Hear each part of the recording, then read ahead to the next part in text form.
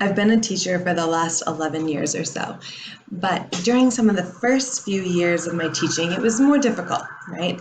And I had a geometry class, and these students were very rough and low level. And I specifically remember one day I did an activity, passed out protractors and rulers, and the kids were throwing protractors at each other, swearing. Somebody stood up like they were going to fight. I remember being like, what am I going to do with these kids? So not only the goals were to get the kids to pass the class, of course, but just to survive, to not have fights, to not have disrespect, no crying, things like that. A general sense of respect in this classroom. So that's the goal. That's the task at hand.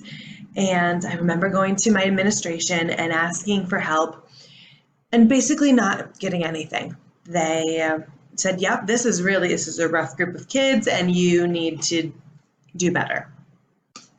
Okay, cool. Yes, I could have told you that. That's why I came to you, because I'm having trouble with these kids. So that part kind of backfired on me. And then I decided to go to my mentor teacher, right? That's what she's there for.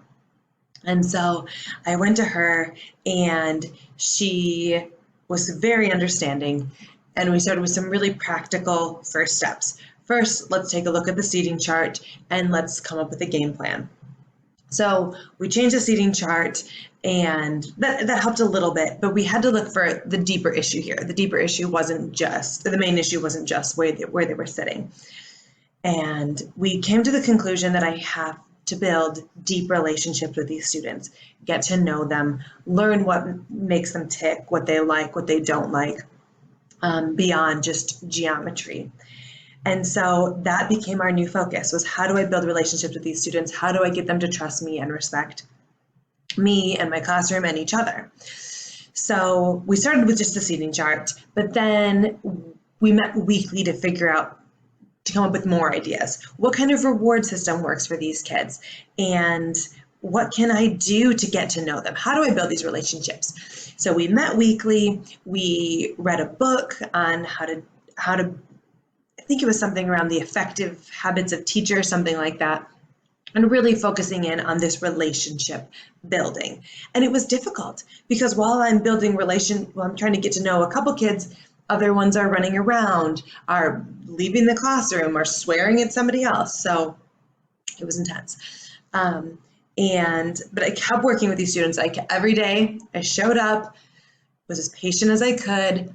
My mentor teacher gave me really good tips for things to ask students, how to build in those little moments where you have to focus on the math, but you also need to focus on the student, and making it more lighthearted and not focusing so much on math. Math is important, yes, but these kids are what's important. This is what our focus is here in school, is to educate the child completely, not just do you know the area of a triangle, etc.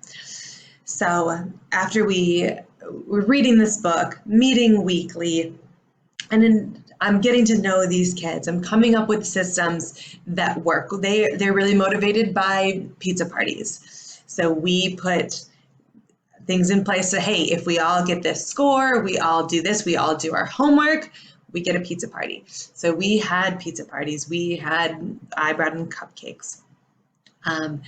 They had more free time to do things like that. And it really came through. Not 100%, right? It wasn't bringing cupcakes doesn't fix everything. But by the end of the year, almost every student passed. But most importantly, no fights broke out. Nobody was hurt. Nobody cried. And I really learned the importance of building relationships, and that is really number one in the classroom and in life. And that's what my mentor teacher really taught me, that I carry through to this day. In the end, the class went so well, the administration, who wasn't supportive at the beginning, asked me to teach the class again because they said nobody could do as good of a job as I do with those students.